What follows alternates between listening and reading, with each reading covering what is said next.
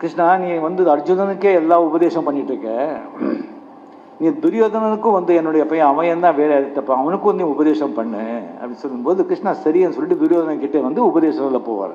அப்போ துரியோதனா சொல்கிறான், இதை பாரு கண்ணா, எனக்கு எது நல்லதும் தெரியும், எது கெட்டதும் தெரியும், எது தர்மம் தெரியும், எது அதர்மம் தெரியும், எது செஞ்சால் புண்ணியம் தெரியும், எது செஞ்சால் கர்மம் தெரியும். ஆனால் செய்ய முடியல, நான் செய்ய மாட்டேன்.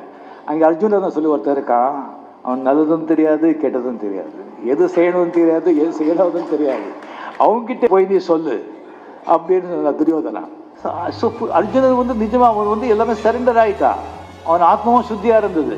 அதனால தான் கிருஷ்ணா அந்த சொன்னது எல்லாமே அவருக்கு பகவத்கீதை அவர்கிட்ட சொன்னாங்க. ஸோ ஒரு விதத்தில் நாம எல்லாரும் துரியோதனர்கள் தான். நமக்கு தெரியும் எது நல்லது செய்யணும், எது கெட்டது செய்யணும் சொல்லி, ஆனால் செய்ய மாட்டோம்.